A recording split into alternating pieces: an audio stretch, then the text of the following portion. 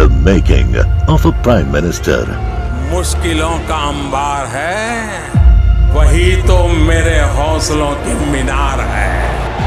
हिंदुस्तान में दो प्रधान दो निशान नहीं चलेंगे। अगर इतनी ताकत ये पाकिस्तान के खिलाफ लगा दे तो आतंकवाद आसान हो गया। हम चुनौतियों से टकरा रहे हैं। सर्जिकल स्ट्राइक और एयर स्ट्राइक करके नए भारत के सामर्थ्य का संदेश भी दे दिया है। तुम उठो, तिरंगा लहरा दो। जननायक नरेंद्र मोदी के 20 वर्ष पुराने भाषणों पर आधारित एक बेहद लोकप्रिय कार्यक्रम। क्या कहते हैं नरेंद्र मोदी?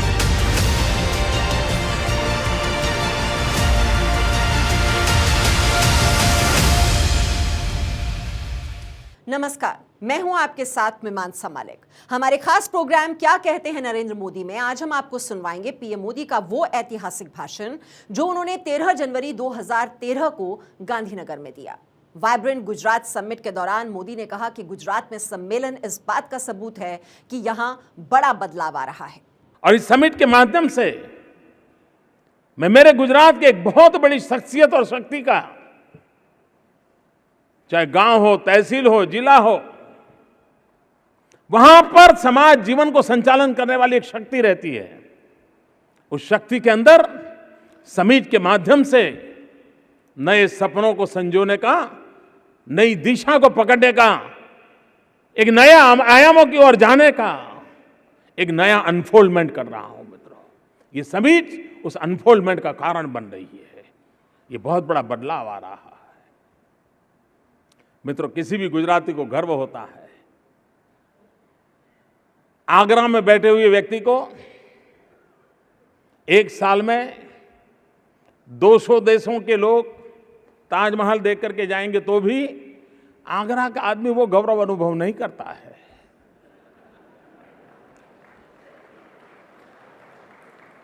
क्योंकि ताजमहल बनाने वाले ने बनाया,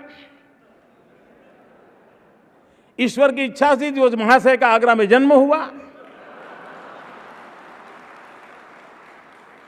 और आने को पता चला ये दुनिया की एक अजायबी है, चलो मैं भी जाऊं, फोटो निकलवा के आ जाऊं।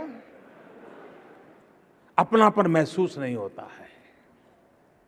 लेकिन इस धरती पर अपने पसीने से कोशिश कर करके दुनिया के 117 देश, 121 देश के लोग आए तो हमारे सब लोगों को लगता है यार मेरे मेहमान है, ये मेरे अपने हैं। और मित्रों, मैं एक बात बताना चाहता हूं।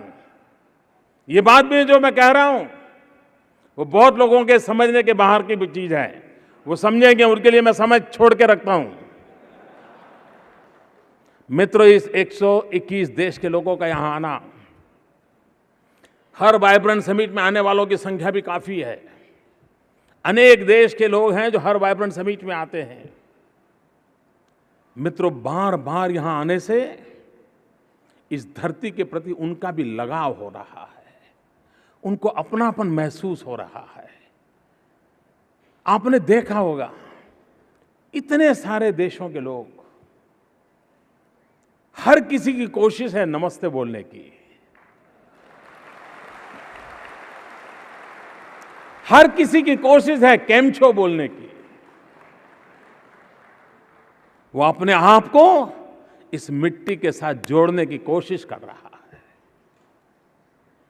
यहां की परंपरा, यहां की संस्कृति, इससे अपने आप को जोड़ने का उसको उमंग है। इसका मतलब यह हुआ मित्रों, जिसको हम किसी थर्मोमीटर से माप नहीं सकते, किसी पैरामीटर से नाप नहीं सकते, ऐसी एक घटना आकार ले रही है। और वो घटना क्या है? दुनिया के अनेक लोगों का गुजरात के साथ बॉन्डिंग हो रहा है। और मित्रों, मैं मानता हूं, और ये मेरी बात आने वाले दिनों में सत्य होकर के सिद्ध होगी, और मैं साफ मानता हूं कि ये जो बॉन्डिंग है वो अमूल्य है।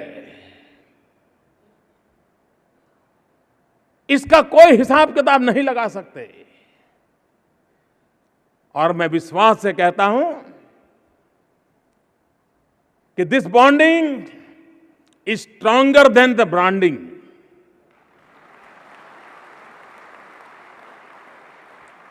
गुजरात के ब्रांड की जितनी ताकत है मित्रों, उससे ज्यादा गुजरात के साथ जो बॉन्डिंग हो रहा है वो पीढ़ियों तक रहने वाला काम इस धरती पर हो रहा है मित्रों।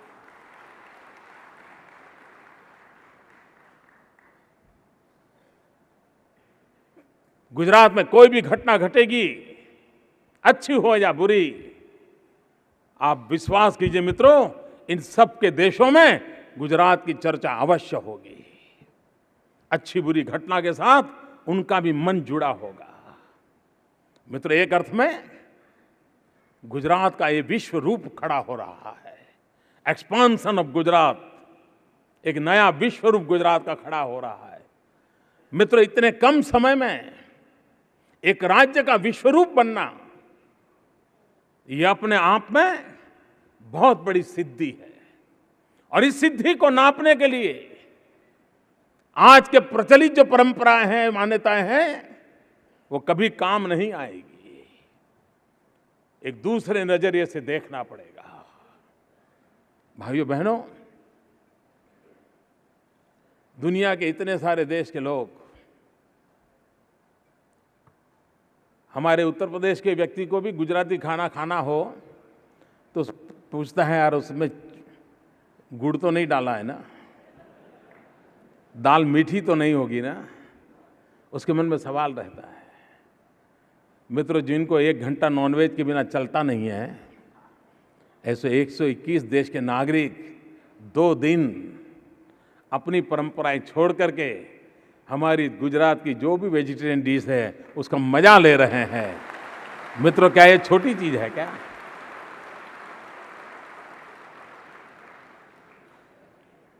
मित्रों, इस समिट को मैंने कहा था कि मेरे दिमाग में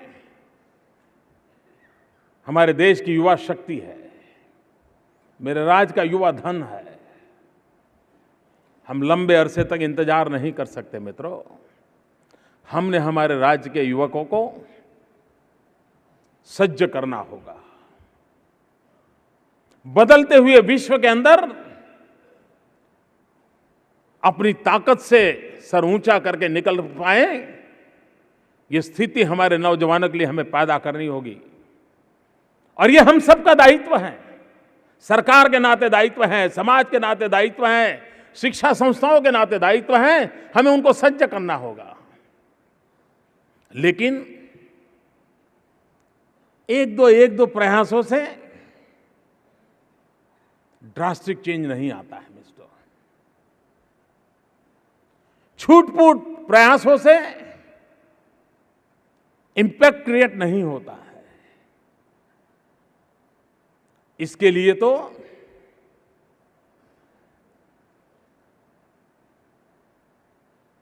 एक सामूहिक रूप से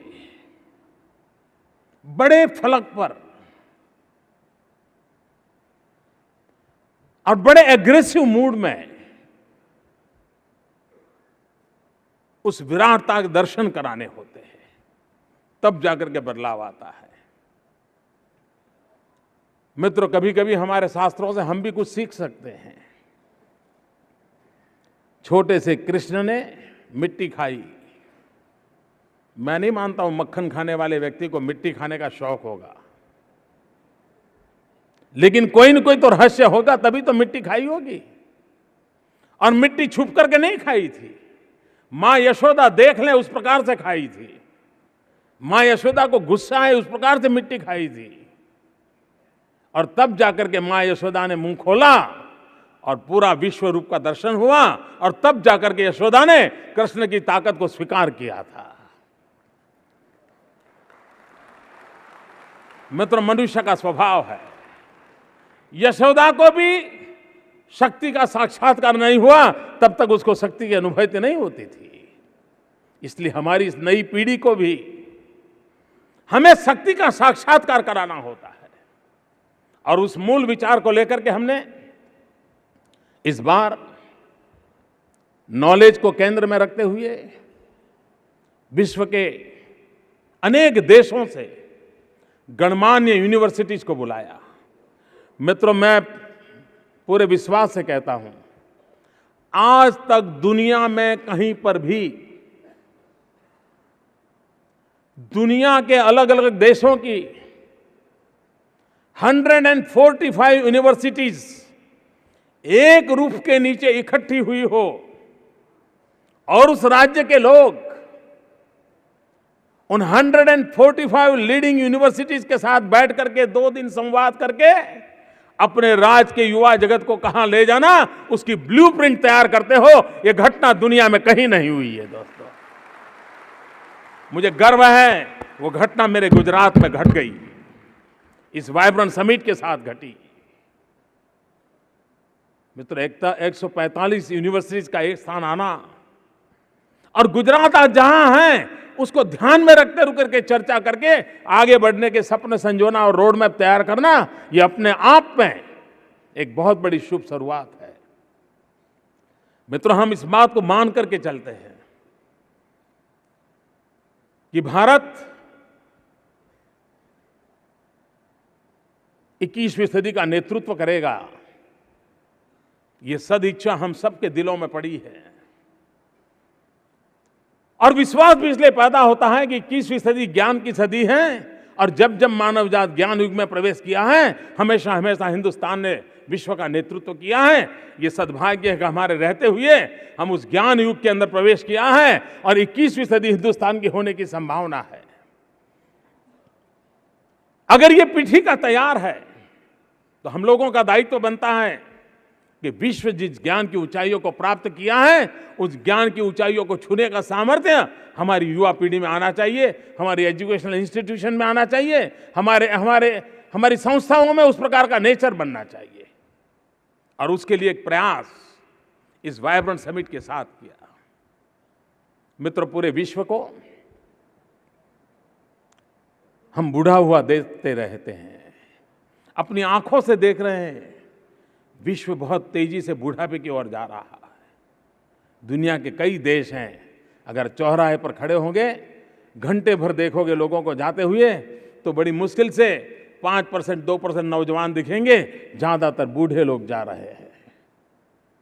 आज विश्व में एक अकेला हिंदुस्तान है जो विश्व का सबसे युवा देश है। 65% मेरे देश के 65% नागरिक 35 से कम आयु के हैं। जिस देश के पास इतनी बड़ी युवा शक्ति हो, ज्ञान का युग हो, तो क्यों मित्रों, जब हम स्वामी विवेकानंद की 150वीं जयंती मना रहे हैं और आज जब स्वामी विवेकानंद जी की 150वीं जयंती का जन्मदिन है, उस पल हम जब बात कर रहे हैं, तब क्या हम लोगों का दायित्व नहीं है कि हम सब मिलकर के स्वामी विवेकानंद जी के उस 150 साल जिस व्यक्ति के जन्म को हुए हैं और जिसने आज से 125 साल पहले सपना देखा था, क्या 125 साल बीत गए, क्या कभी हमने सोचा है कि विवेकानंद जैसे महापुरुष के सपने क्यों अधूरे रहे, क्या कमी रह गई?